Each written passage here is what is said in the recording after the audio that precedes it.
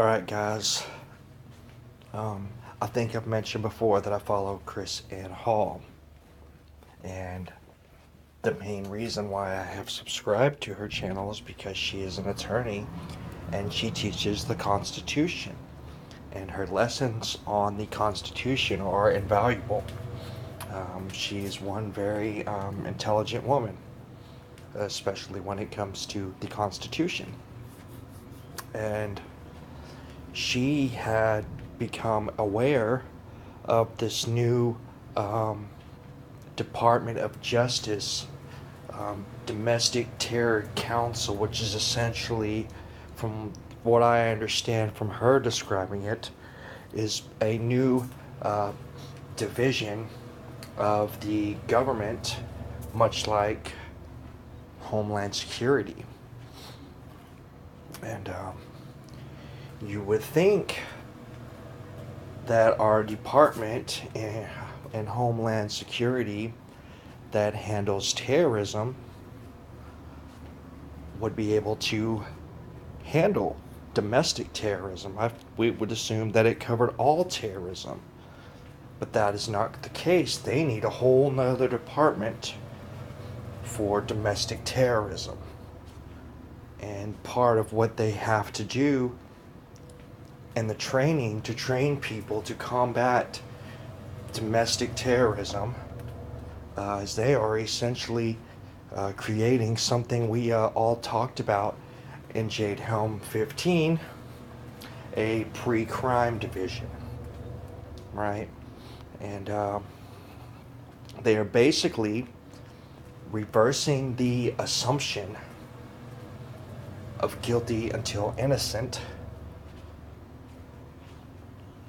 to innocent, or from guilty until proven innocent, or innocent until proven guilty, to the opposite of guilty until proven innocent.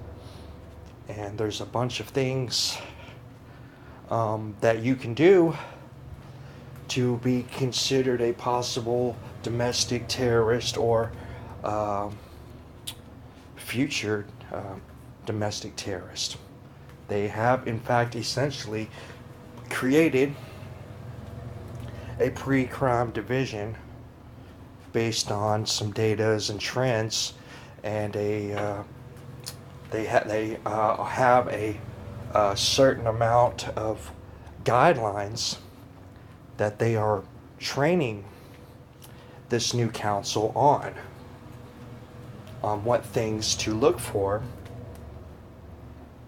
of what kind of people would be considered domestic terrorist or possible future domestic terrorist.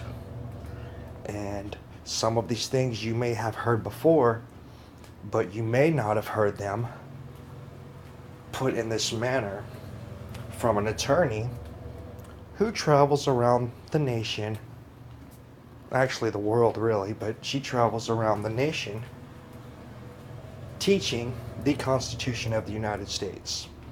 So I'm going to play you a clip of what she talks about right here as to how they are training their officials in this new department of the government on how to identify domestic terrorists.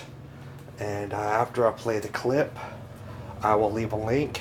This video is only about half an hour long, but I urge you all to watch this. I urge you, not just my video, but her video. I urge you to sit down and spend the 30 minutes or whatever it is to watch it. And you need to pass this thing around to everybody, and you need to make this thing viral. There's a lot of people covering this issue, but there's not a lot of people covering this issue who are attorneys who teach the Constitution. So the way that she's explaining it, and because of her knowledge of the Constitution and the basic rights and liberties allowed under the Constitution, the fact that it's coming from her makes it that much more valid, which is all the more reason why this video of hers needs to get out to as many people in the as many people in America as possible, because this is serious. So I'm going to play a little clip of how how they're training their little pre-crime domestic terrorism division on what they should be looking out for. And I'm going to link you to the video so you guys can check it out. But this is getting real. Go ahead and check it out.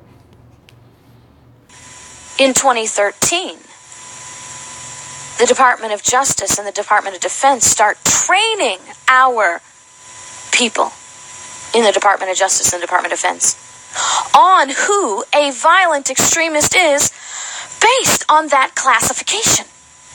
Really?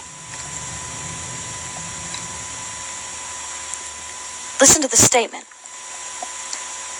In the training for the Department of Defense, led by the Department of Justice, on who a domestic terrorist is.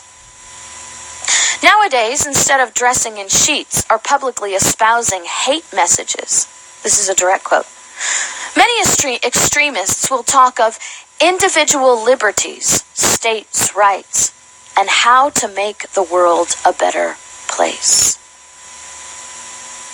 Extremist ideologies, this training says. In U.S. history, there are many examples of extremist ideologies and movements. The colonists who sought to free themselves from British rule and the Confederate States who sought to secede from the northern states are just two examples. Are you stinking kidding me? Do you see who the extremists are? Do you see who our violent extremists are? People who believed in seeking independence from British rule are violent extremists. Violent extremists and extremist ideologies are those who don't necessarily espouse hate messages.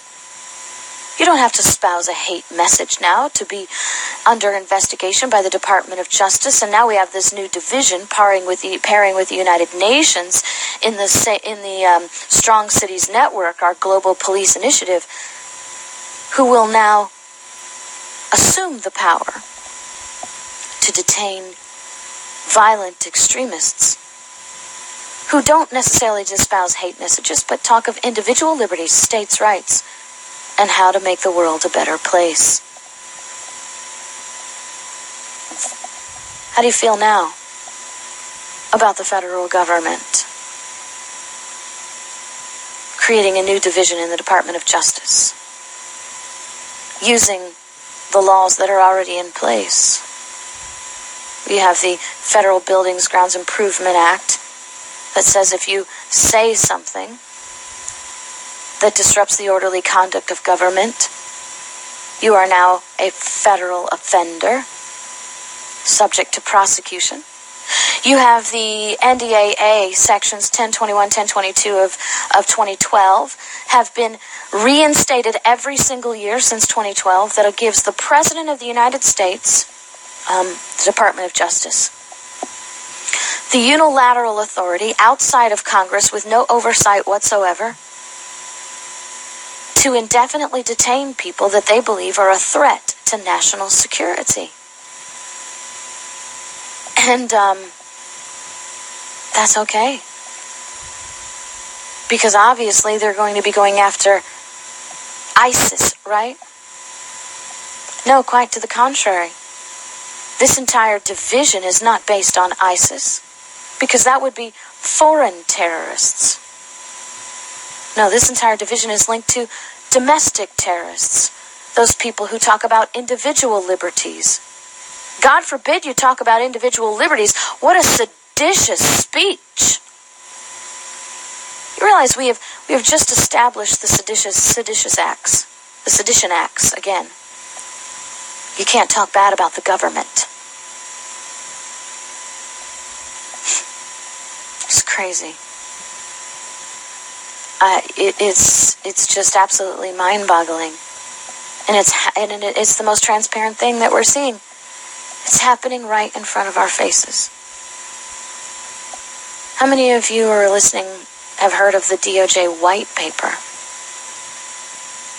The DOJ white paper, in which the Department of Justice under Eric Holder's watch issued a quasi-legal analysis that said they have a fundamental right to self-defense. The government has a fundamental right to self-defense. Eric Holder never recognized your fundamental right to self-defense, but it says the government has. And in that fundamental right to self-defense, the Department of Justice says that they can secretly assassinate anyone on the planet, anyone, even U.S. citizens, if they believe that it's a matter of protecting national security. Don't believe me? My right to Stay tuned. the weapon of And as you can see, this is a pretty compelling explanation that she does, breaking down this brand new branch of the government. All right, and I've seen some people kind of cover it, but this is a new branch of the government. All right. Maybe I'm wrong, but the last time I recall them making a new division of the government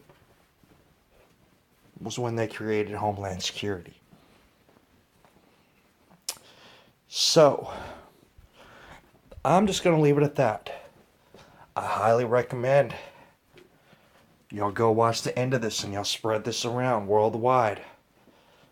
This is a very important message right here, because this right here is the beginning of the end. Y'all heard what she was saying. Go hear the rest of it and spread this message, because it's getting real. I appreciate you guys listening, and I hope y'all get this message out there. You guys have a good day, and I'll talk to you soon.